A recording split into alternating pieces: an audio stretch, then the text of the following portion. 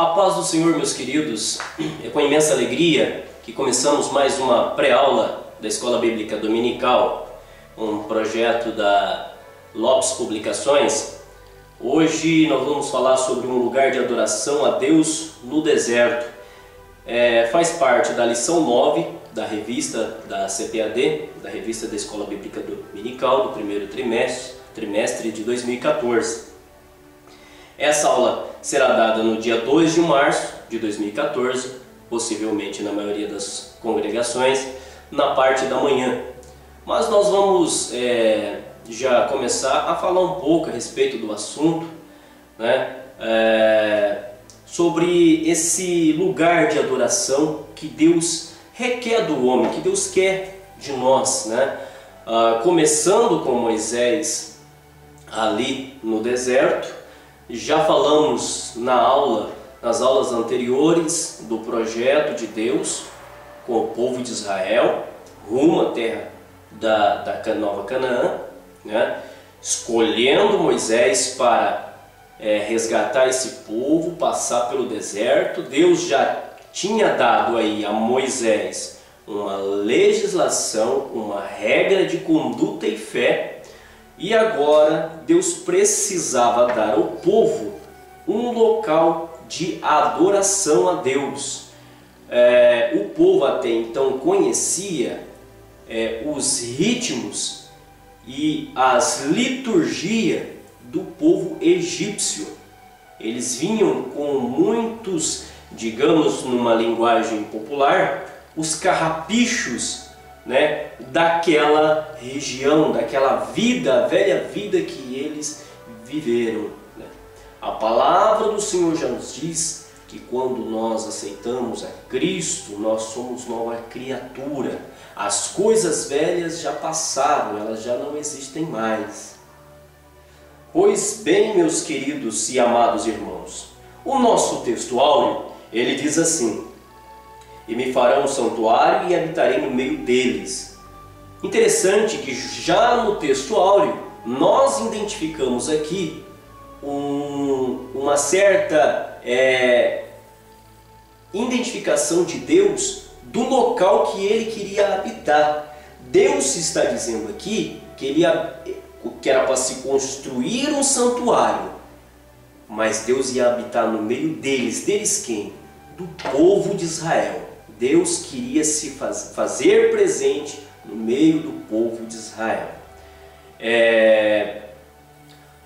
Até então, quem tinha um contato mais próximo com Deus era Moisés, né? Moisés, quando ia ao monte orar, quando ia ao monte falar com Deus, o povo de longe avistava as manifestações de Deus ali com Moisés. Entretanto, o povo não tinha uma experiência mais próxima com Deus, e Deus queria trazer essa proximidade com o povo de Israel. No livro do Êxodo está Êxodo 25:1, está a nossa leitura em classe. Diz assim a leitura em classe: então falou o Senhor a Moisés, dizendo: fala aos filhos de Israel que me tragam oferta alçada, de todo homem cujo coração se mover voluntariamente, dele tomarei a minha oferta alçada. Interessante, Deus não estava pedindo, Deus não estava obrigando o homem a trazer nada. Pelo contrário, ele falou: fala aos filhos de Israel, a todos, que me tragam ofertas alçadas, ou seja, ofertas voluntárias. Eu sinto no meu coração, eu tenho um linho bom, um linho perfeito, de acordo, que agrade à vontade de Deus, eu vou levar esse linho para o altar, para Deus, para que Moisés faça a construção. Então era de forma voluntária, não de forma obrigatória. Nós já falamos sobre o livre-arbítrio. A palavra do Senhor, se nós olharmos em toda a Bíblia, nós vamos ver que Deus não obriga o homem a fazer nada. É de livre-arbítrio. Você, na sua consciência, você constrói uma regra para aceitar isso na sua vida. É de livre-arbítrio. Deus não obriga nada, Ele não é invasor, Ele bate na porta. Se você abrir a porta do seu coração, Ele entra, né? Então Deus não é invasor. Mas nós vamos ver daqui a pouco que Ele escolheu a nossa vida, Ele escolheu nós depois, né? Depois desse trajeto do povo de Israel até a vinda de Cristo, quando Cristo veio para nos resgatar, nós passamos a ser esse tabernáculo, nós passamos a ser esse santuário de Deus. Olha só, né? A palavra do Senhor fala: aquele que é santo, santifique-se mais. Nós hoje somos esse santuário. Livro de 1 Coríntios 3,16 diz: não sabei vós que sois templos de Deus e que o Espírito de Deus habita em vós? Ou seja, nós somos templo, nós somos morada do Espírito Santo. Deus naquele momento, naquele tempo, Ele que estava construindo um templo para habitar no meio do povo. Até então Deus não habitava dentro do povo, habitava no meio do povo. Agora, com o resgate de Cristo, Cristo habita dentro de nós. Ainda lá em 1 Coríntios, no capítulo 6 e o versículo 19, o apóstolo Paulo diz: glorificai, pois, a Deus no vosso corpo e no vosso espírito, nos quais pertencem a Deus. Ou seja, nós hoje somos propriedade peculiar de Deus, né? E esse corpo, o que é? Para glorificar a Deus com o corpo, meus queridos e amados irmãos. Nos nossos dias tem corpos por aí que não glorificam a Deus em nada. Pelo contrário, escandaliza a obra-prima criada por Deus. Porque nós somos uma obra-prima. Não há no mundo nenhuma máquina mais perfeita do que o nosso corpo. Pois bem, ainda lá no Velho Testamento, no livro do Êxodo, no capítulo 25, e agora o versículo 3, dando sequência à leitura em classe, diz assim: e esta é a oferta alçada que tomarei deles: ouro, prata e cobre. O 4 ainda diz: e pano azul e púrpura e carmesim e linho fino e pelos de cabra, peles de carneiros, tintas de vermelho e peles de chugos e madeiras de cetim. E azeite para a luz, especiaria para o óleo da unção e especiaria para o incenso. E as pedras sardônicas e pedras de engaste para o efode e para o peitoral. E me farão um santuário e habitarei no meio deles, conforme tudo o que eu te mostrar, para modelo do tabernáculo e para modelo de todos os seus móveis, assim mesmo o fareis. Deus foi enfático, Deus foi preciso quando colocou quais materiais Ele queria para fazer esse santuário. Meus queridos, não é de qualquer forma que nós construímos um santuário para adorar a Deus. Não é de qualquer forma, né? Nós, enquanto servos de Deus, nós temos que construir o nosso santuário de acordo com a palavra de Deus. Deus, nas Escrituras, ali quando escolheu Moisés, pediu para que ele subisse ao monte e lá falou com ele para construir esse tabernáculo no arraial. Ele foi preciso nas suas colocações porque ele queria determinadas especiarias. Deus é zeloso. Deus é zeloso. Pois bem, meus queridos e amados irmãos, trazendo para o Novo Testamento, já para uma aliança feita pela graça, no livro de Hebreus, no seu capítulo 3 e o versículo 6, a palavra do Senhor nos diz: mas Cristo como Filho sobre sua própria casa, a qual casa somos nós, se tão somente conservarmos firmes a confiança e a glória da esperança até o fim. Então, naquele tempo, precisou-se criar uma liturgia porque o povo não conhecia uma forma correta de adorar a Deus. Mas hoje, nessa nova aliança que Deus fez com o homem, nós somos essa própria casa. Nós somos uma morada para que o Espírito Santo more em nós. Quando Cristo foi para o Pai, ele diz: eu irei para o Pai, mas deixarei o Consolador, que é o meu Espírito Santo, para que onde vós estiverdes, eu também estarei. Ou seja, hoje nós somos a casa de Deus, e essa casa ela precisa estar o quê? Adornada. As especiarias têm que estar de acordo com o que Deus pede. Tem que estar de acordo com aquilo que a palavra do Senhor pede, né?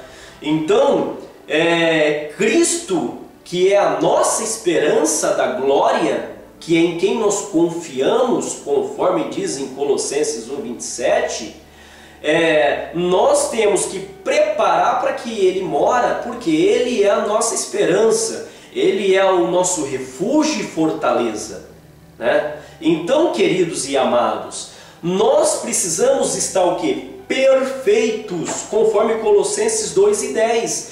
Temos que estar perfeito em Cristo. Nós não podemos andar de qualquer maneira, adorar a Deus de qualquer forma. Existe até por aí pessoas pregando, dizendo: vem como estás, fica como estás. Não é dessa forma. Deus exige de nós uma adornação para que Ele possa habitar, né? Meus queridos e amados irmãos, vamos ver no livro de Êxodo, no seu capítulo 17, o versículo 9, ele fala sobre ali: o pátio terá cortinas de linho fino torcido, ou seja, não era qualquer linho. Eu não posso pegar qualquer coisa e falar assim: não, isso aqui não serve para mim, é para Deus. Não, Deus, ele foi enfático em dizer de que forma que ele queria. O linho tinha que ser fino, ele tinha que ser torcido. Não era o linho, por exemplo, que era construído às cabanas dos israelitas. Não era um linho misturado, era um linho fino, torcido, uma especiaria que trouxesse ali uma perfeição, porque Deus queria habitar no meio do povo, né? Pois bem, esse linho fino também nos traz aí uma ideia de purificação, de excelência, né? Quer dizer, o linho tem que ser fino, ele tem que ser obediente, não pode ter mistura, não pode ter mistura. Nós, enquanto servos de Deus, nós não podemos nos misturar com este mundo. Nós temos que viver de acordo com a nossa fé e obediência. Nós temos que ser obedientes a Deus. Então esse linho simbolizando aí a obediência, a pureza. Pois bem, queridos, nós sabemos que o nosso Deus, ele é zeloso, né? No livro de Isaías, no capítulo 6, o versículo 3, a palavra do Senhor diz, Isaías, vendo o anjo dizendo: santo, santo, santo, né? Porque ele, Deus, é santo. Apocalipse também, lá no capítulo 4, no versículo 8, a palavra do Senhor fala que Ele é santo, que Ele é poderoso, né? E aquele que há de vir, ele vai vir e Ele não vai tardar. Então nós temos que nos preparar para encontrar com o noivo, que é a promessa que Deus nos fez. Hoje nós somos templos do Espírito Santo, mas um dia nós estaremos com Ele. Nós o veremos como Ele é, né? A palavra do Senhor falava que nós estaremos lá e participaremos junto com Ele da grande ceia do Senhor. Muitos já têm por esquecido até mesmo o arrebatamento da igreja.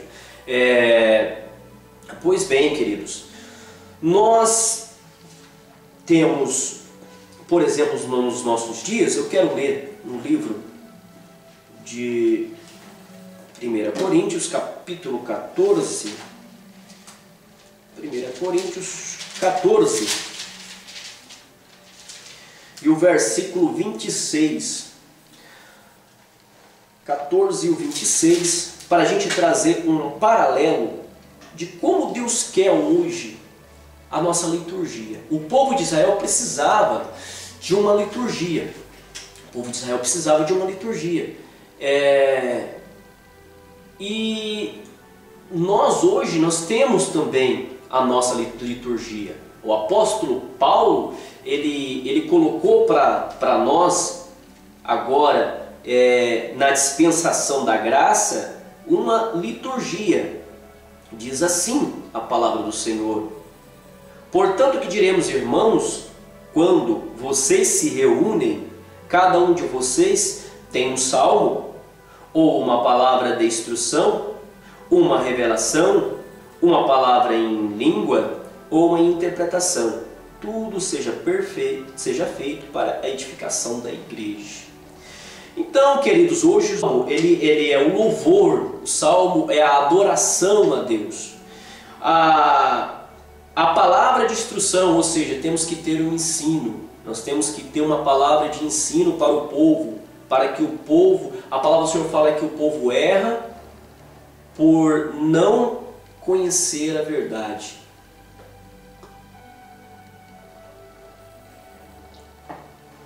Então, ensinando, nós vamos fazer com que o povo conheça a verdade. Também tem que ter revelação. Tem que ter revelação. Em muitos lugares não se vê mais a operação do Espírito Santo, a revelação de Deus, milagres, prodígios e maravilhas. Quando Cristo foi para o Pai, ele disse que coisas, tanto aquela que ele tinha feito, nós poderíamos fazer outras, inclusive até maiores. Isso dependeria da nossa fé. Então tem que ter revelação. Ou revelação na palavra, revelação do Espírito Santo, ou seja, manifestação de poder, manifestação do Espírito. Uma palavra em língua, né? Ou seja, a pessoa precisa estar revestida do Espírito Santo. Falar em línguas estranhas, sentir o revestimento de poder de Deus na vida. E outro, para a interpretação, né? Paulo fala sobre essa necessidade também da interpretação. E tudo isso tem que ser feito para quê? Para a edificação da igreja. Edificação da igreja. Então, pois bem, meus queridos, a cortina. É bem interessante que o santuário, o tabernáculo, ele não era cercado de muro. Né? Ele não era cercado de muro, mas ele era cercado de cortinas. Mais uma vez eu vejo aí o quanto Deus faz do homem um homem livre. Porque se fosse muro, é bem possível que o homem ficasse preso ou dentro da condição religiosa, né? Ou da condição que está sendo proposto dessas regras, mas foi feito de cortina, porque Deus não prende ninguém. Né? A palavra do Senhor diz no livro de João, no capítulo 17, versículo 15, que ele disse que ele não nos tirou do mundo, mas ele nos livrou do mal. Ou seja, o limite entre estar fora do santuário e estar dentro, ele é fino. Depende da minha pessoa, de como eu vou me comportar perante Deus, né, para estar dentro dos limites do santuário. Então, para quem teme o Senhor, para quem enxerga Deus como o sol da justiça, ele vai andar de acordo com a palavra de Deus, né? Então, a palavra do Senhor Jesus Cristo, ela é fiel e ela é verdadeira. Ela não tem mais ou menos. A palavra do Senhor, se nós formos olhar a sua essência, ela não vai deixar nenhuma brecha para que nós possamos duvidar. Mas Deus deixou um caminho, a palavra do Senhor, e bem interessante é que o tabernáculo possuía uma porta só, aí também dando uma simbologia e um significado para nós, que existe uma só porta que leva à salvação. Existe uma só porta. A palavra do Senhor diz, por exemplo, já na dispensação da graça, que Jesus é o caminho, a verdade e a vida. Ninguém vai ao Pai se não for por Ele. A palavra do Senhor ainda diz que apertado é o caminho que conduz à salvação. Então, o santuário, o tabernáculo, ele tinha uma única porta. Por quê? Porque é uma porta só que conduz à verdade. É uma porta só que conduz à verdade. Não existe outra porta. A porta é Cristo. Existe por aí outras pessoas que têm seus intermediários com Deus. Ah, fulano de tal é um santo intermediário. Mas a palavra do Senhor, ela é bem enfática, ela é bem sucinta quando ela diz que há um só que intermedia entre o homem e Deus, esse é Jesus Cristo. Se não for por intermédio de Cristo, nós jamais chegaremos a Deus, né? Então, o povo que estavam ali, eles estavam tendo essas regras para que eles pudessem aprender a adorar a Deus. Aprender a adorar a Deus. Então, assim como nós hoje, pelo sangue de Cristo vertido na cruz do Calvário, nós temos uma comunhão com Deus, né? Aquele povo naquela época, de uma forma simbólica, eles usavam também o sangue para limpar, para reconstruir a cortina ali de linho. Então, simbolizando ali uma comunhão que eles tinham, que eles teriam com Deus, né? Essa forma simbólica de remissão dos pecados. Então, queridos, Deus, o que Ele quer conosco? Ele quer uma intimidade. Ele quer intimidade com o homem. Porque nós temos que ser luz. Nós temos que ser luz, nós temos que brilhar. A palavra do Senhor diz em Mateus 5,13 que nós somos o que? O sal da terra. Nós temos que ser diferente. Nós não temos que ser igual. Quem diz que temos? Não, somos livres para ser diferente e queremos ser diferente, né? Então, o templo de Deus, ele tem que estar o quê? Adornado. O que diz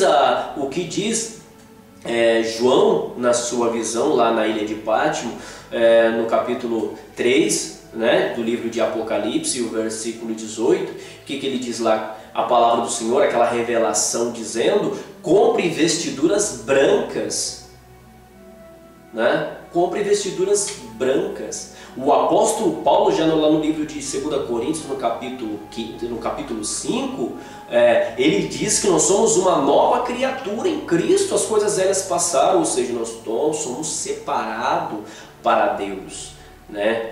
Então, queridos, nós estamos diante de Deus para poder estar separado. Nós vamos aqui agora discorrer algumas simbologias, meus queridos e amados irmãos, né? Nós vimos que Moisés pediu ao povo que trouxesse essas ofertas, e aí ele pediu o linho, ele pediu o cobre, ele pediu a prata, ele pediu o ouro, né? Para quê? Para que fizesse a construção do templo. E nós vamos ver algum significado, né? A base da coluna, que era de cobre, né, representando a justificação, a cortina de linho, como eu já falei para os queridos irmãos, representando a santificação do homem, a pureza, os colchetes de prata representando a redenção. A prata, por exemplo, ela precisa de quase 2000 graus, são 1400 e alguma coisa, não me lembro de forma exata, para entrar num processo de derretimento dela, ou seja, é um material muito forte, né? Isso representando aí a redenção de Cristo, a redenção do homem, na verdade, né? A redenção do homem, né? Então o cobre e o bronze simboliza a justiça de Deus. Romanos, no seu capítulo 5 e o seu versículo 1, a palavra do Senhor nos diz que, justificado, pois, mediante a fé, temos paz com Deus, por meio de nosso Senhor Jesus Cristo. Então nós fomos justificados mediante a fé, porque nós cremos em Cristo, nós cremos no Evangelho de Cristo, mediante a fé. Nós hoje vivemos por fé, né? Então, para nós hoje nós entendemos que se não for pela fé, como a própria palavra do Senhor nos diz, é impossível agradar a Deus. A prata representando aí o símbolo da redenção, né? Por exemplo, nós vamos ver, por exemplo, esse símbolo lá no Novo Testamento, quando Cristo foi vendido por moedas de pratas, né? Sempre que houve uma traição dentro da palavra de Deus, a venda era com moedas de prata, né? Então nós vemos aí essa simbologia mostrando uma redenção, né? Lucas, no seu capítulo 21 e versículo 28, a palavra do Senhor diz assim: erguei as vossas cabeças, a nossa redenção está próxima, né? Nós esperamos Cristo, então nós aguardamos esse Redentor que foi vendido por moedas de pratas, por um valor de um escravo. A altura, por exemplo, da cortina, ela tinha altura de 5 côvados, por volta de 2,22 metros, a altura máxima de um homem. Nas coisas de Deus, a palavra do Senhor fala que tudo é feito de maneira temperada. Deus não faz nada de forma exagerada, era simplesmente para guardar e esconder o local onde estava acontecendo as coisas santas e puras o suficiente, né? Então nós entendemos aí que Deus nos dá na medida correta para nos guardar, para nos livrar, porque Ele é santo, Ele é piedoso, Ele nos purifica, Ele nos redime, Ele nos santifica. Pois bem, meus queridos, o crente, ele tem que ser o tabernáculo de Deus, né? Nós somos o que? Uma testemunha viva. A nossa vida, ela está patente e nua aos olhos dos homens. Como já disse eu, que nós temos que glorificar a Deus com os nossos corpos, as pessoas nos enxergam. O apóstolo Paulo, ele diz que para que nós pudéssemos imitar ele, porque ele imitava Cristo, né? Então nós temos, por exemplo, que ser um espelho de Cristo, né? Cristo tem que ser espelhado em nossas vidas, né?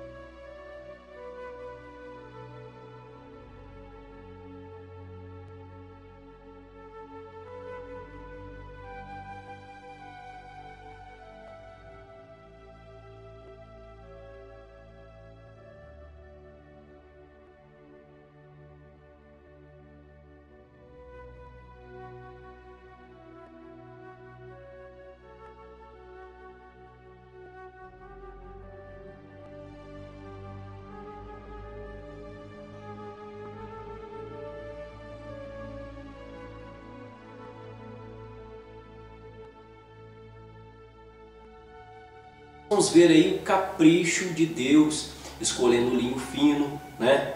O estofo azul, a púrpura, o carmesim, o pelo das cabras, a prata, o bronze. Deus pretendia aí construir um santuário que pudesse habitar o povo e fosse uma coisa bonita, agradável, de certa forma, onde o povo começasse a entender que esse Deus, ele é exigente. Deus queria habitar no meio deles e Deus queria mostrar para eles essa exigência. Então ele dá ordem às tribos no acampamento, né? E começa a projetar, de maneira que esse projeto fosse de fácil locomoção. Então eles poderiam tirar esse tabernáculo e levar com eles conforme eles fossem andando. Até nisso Deus também pensou, né? Então Deus ordenou ali para cada tribo, né, para os filhos de Levi, Gerson, Coate. Os Levi ficaram ali, por exemplo, responsáveis pelo trabalho do tabernáculo. As famílias de Gerson, né, acampavam ali ao oeste e cuidava do exterior do tabernáculo, sendo ali como vigias. As famílias de Coate, por exemplo, acompanhavam ao sul e eram responsáveis pela Arca da Aliança. Então Deus foi ordenando e foi organizando tanto a construção desse tabernáculo, como também o cuidado que deveria ter com o tabernáculo, né? Então nós vamos ver, por exemplo, a púrpura representando aí a realeza, né? A glória de Cristo, porque a palavra do Senhor mesmo diz que Ele é Rei dos reis e Senhor dos senhores, né? Então, por exemplo, no livro de Zacarias, no capítulo 9, versículo 9, diz: alegra-te muito, ó filha de Sião, né? Exulta, ó filha de Jerusalém, eis que vem a ti o Rei, né? Ele é justo e traz salvação, ele é humilde e vem montado sobre um jumento, um jumentinho, filho de uma jumenta. Lá no passado, o profeta Zacarias já estava profetizando sobre a entrada triunfal de Jesus em Jerusalém, montada no jumentinho. Mas esse homem humilde, sem culpa alguma, era o Rei da glória. Era o nosso Rei, que hoje nós temos Ele como o nosso Senhor e Deus. Então o carmesim, por exemplo, pedido por Moisés, representando aí o sacrifício de Cristo na cruz do Calvário, representando o seu sangue precioso, o sangue remidor de Cristo. Um servo foi levado ali como servo, como ovelha muda ao matadouro, morreu pelos meus pecados e pelos seus pecados, né? Então o profeta Isaías já profetizava que ele, como, né, Isaías 42:1 diz lá, que eis que o meu servo a quem me sustento, o meu escolhido, em mim que compraz a minha alma, pus o meu espírito sobre ele, e ele trará a justiça das nações. O próprio Isaías ainda fala que ele foi levado como ovelha muda para o matadouro, nenhuma beleza víamos para que o desejássemos. Mas ele é o Cordeiro de Deus que tira o pecado do mundo. As pessoas, o homem deixa morrer essas purezas, esse capricho de Deus para com a humanidade, enviando o seu único Filho ao mundo, o único Cordeiro de Deus, né, para tirar os pecados da humanidade, para não precisar matar mais animais inocentes. O próprio Cristo, o próprio Filho de Deus, conforme João diz lá no primeiro capítulo de João, que no princípio ele era o Verbo era Deus, e o Verbo estava com Deus desde o princípio, ou seja, o Filho estava com Deus, com o Pai desde o princípio. Agora Deus pega e o seu único Filho, o unigênito de Deus, envia ao mundo para morrer pelos nossos pecados. Então, meus queridos, nós vemos bastante simbologia nesse processo do tabernáculo. O linho branco, né, representando aí, como eu já falei para vocês, a questão da pureza. As pessoas hoje acham que as coisas têm que ser feitas de qualquer forma. Deus não quer mais santidade no evangelho moderno, né? Então, meus queridos e meus amados, nós temos que nos atentar para isso, para o capricho de Deus, né? O azul, por exemplo, fala das coisas celestes. Nós olhamos para o céu e vemos que o céu é azul, das coisas celestiais. Nicodemos mesmo perguntou, certa vez indagou Jesus, e Jesus começou a falar para ele sobre o novo nascimento, e ele não entendia. E aí Jesus disse para ele, falou assim: se eu vos falo das coisas terrenas e você não entende, imagina se eu falar das celestiais. Então nós temos que entender o capricho de Deus para com as nossas vidas, e que Ele requer de nossas vidas algo especial. A palavra do Senhor fala que Ele vem buscar um povo zeloso e escolhido de boas obras, né? Então nós vemos que até mesmo na cor existe uma forma simbólica que nós hoje aprendemos para ter um caráter de um verdadeiro servo de Deus. Então, meus amados, nós temos que ver que Cristo está aí para nos salvar. Cristo, Ele é perfeito, e Ele quer habitar nas nossas vidas, né? Então nós vemos, por exemplo, as tábuas, quando Ele pediu as tábuas de madeira, representando aí o cristão. Cada tábua representava um cristão, né? Cheios de galhos, de espinhos. E agora essa madeira de acácia, ela era o que? Lapidada. A madeira de acácia, ela é uma madeira resistente, uma madeira que era propício para isso. Então nós vemos que Cristo que Deus no seu capricho, né, queria mostrar, colocando ali uma forma, um tabernáculo, mas representando toda uma dispensação da graça no futuro. Porque aquelas tábuas, ela eram podadas, ela era lixada, ela era trabalhada, e ela servia para o tabernáculo, para guardar o lugar santo, o santíssimo, né? Então, no meio do deserto estamos nós, o deserto que é esse mundo, e esse mundo nos aflige. A noite é fria, é congelante, o dia é causticante, mas nós sabemos que dentro de nós está o Rei da Glória. Então, meus queridos, esta tábua agora ela era o que? Revestida de ouro, representando a glória de Deus. Então nós precisamos estar revestidos da glória de Deus. Nós precisamos estar, quando as pessoas olharem para nós, eles enxergar a luz. A palavra do Senhor fala que nós somos a luz do mundo, e a luz não tem que estar debaixo do velador, mas em cima do velador, para que todos enxergam. Como eu já disse para os meus queridos e amados irmãos, que nós temos que adorar a Deus com o nosso próprio corpo, conforme o apóstolo Paulo diz. Então nós temos que estar aqui preparado, edificado, brilhando com o ouro revestido. Essas tábuas precisam estar revestidas com o ouro. Então cada um tem a sua função dentro do ministério, tem a sua função para ser usado, né? No livro de Efésios, no capítulo 4, a palavra do Senhor fala que a uns Ele deu como profeta, a outro como evangelista, a outro como os mestres, né? Mas tudo isso é para aperfeiçoamento dos santos. Cada crente é o santuário de Deus, é o ministro do Senhor, capacitado para desenvolver a obra de Deus.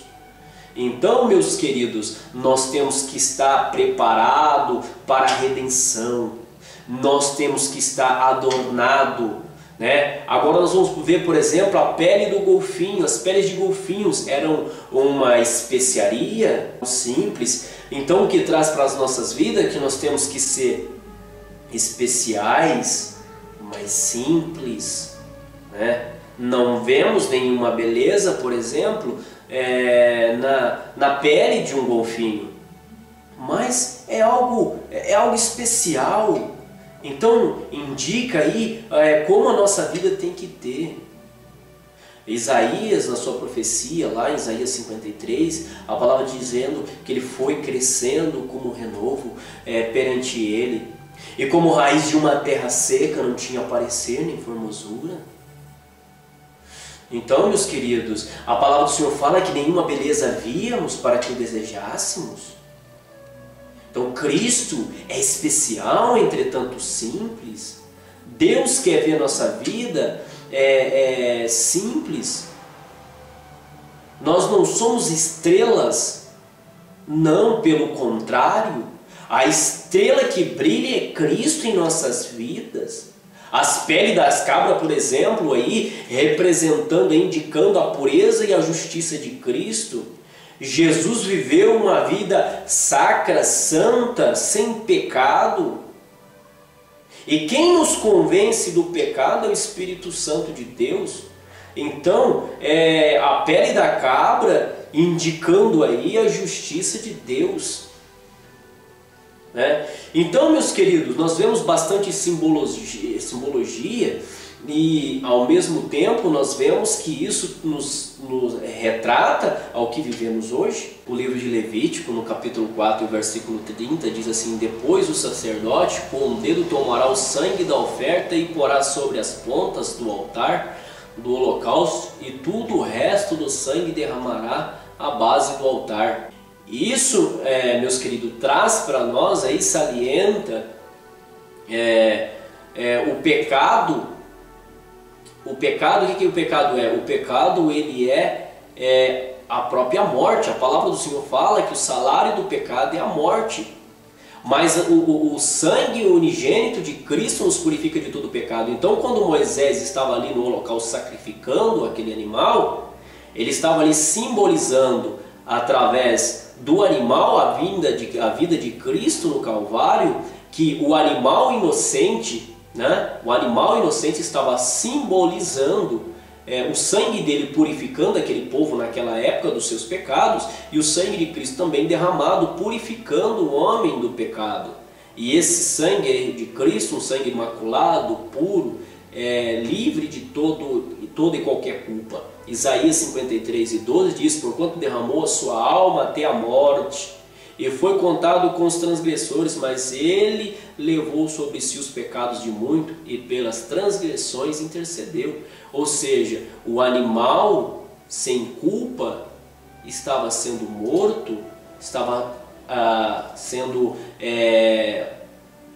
de forma simbólica apagando os pecados daquele povo, também simbolizando Cristo, o Cordeiro de Deus, que tira o pecado do mundo, né? Ainda no altar de bronze ali, que era oco, né? Então ali circulava o ar, o fogo, o acesso, a consumação, o aquecimento ali da fornalha, né? E ali acumulava essas cinzas, né, no altar. Então ali o sacerdote, o que ele fazia? Depois ele mudava suas vestes, levava essa cinza para um lugar limpo, fora do arraial, né? Para poder depositar essas cinzas. Então, essas cinzas também representando Jesus, que foi posto em um sepulcro fora dos muros de Jerusalém, da sua cidade. Então, meus queridos, nós vemos que está coberto de simbologia todos essa preparação desse holocausto. desse tabernáculo e desse processo de holocausto com os animais. Por isso que Deus, agora que Ele morreu em resgate dos nossos pecados, Ele quer santificação das nossas vidas. A palavra do Senhor fala que nós precisamos de novo nascimento. Aquele que não é nascido da água e do Espírito, né? Nós precisamos o quê? Ter um arrependimento, um sepultamento dos nossos pecados. Nós agora, de acordo com a aliança, a nova aliança, de acordo com essa dispensação da graça, nós nos batizamos, nós sepultamos nossos pecados simbolicamente, de forma simbólica, né? Fazendo com que ali nós pudéssemos ser limpos, né? E Cristo quer das nossas vidas uma santificação. Então, o lugar santo, santíssimo, né? O lugar santo, que era aí um acesso apenas para os sacerdotes, né? Que era apenas um lugar de um encontro com Deus ali naquele lugar santo, não era qualquer um que podia ter. Agora Cristo em nossas vidas hoje, nós temos esse acesso a Deus. Qualquer pessoa pode ter esse acesso a Deus de acordo com esse resgate por Cristo, né? Cristo não resgatou apenas os animaizinhos, mas também resgatando as nossas vidas. Ele morreu pelos pecados de muitos. Então agora nós somos o templo do Espírito Santo e nós somos essa dispensação para que Deus possa entrar nas nossas vidas. Nós temos contato com Deus, qualquer pessoa tem contato, qualquer pessoa pode entrar num particular com Deus, né? E também, meus queridos, nós vamos ver que esse altar, o altar ele era de ouro, simbolizando aí a glória de Deus. Então a madeira o ouro, né, que simboliza aí a glória de Deus, e nós as madeiras, né, o altar era feito de madeira de alcácia e coberta de ouro. Então esse ouro simbolizando Cristo em nossas vidas, né? Então nós vemos que nós precisamos ser cheios do poder de Deus. E por fim, meus queridos, nós vamos falar sobre o propiciatório. O propiciatório era colocado sobre a arca como uma cobertura dessa arca, né? O propiciatório consistia em uma peça de ouro maciça, medindo 1,25 m de comprimento. O propiciatório ele representa aí o trono de Deus. Era um trono de misericórdia, pois a palavra propiciatória significa aí onde Deus nos é propício, nos é favorável, onde podemos encontrar Deus. Então esse propiciatório também trazendo um significado. Em 1 João 2,2 diz: Ele é o propiciatório pelos nossos pecados, e não somente pelos nossos próprios, mas ainda pelos pecados do mundo inteiro.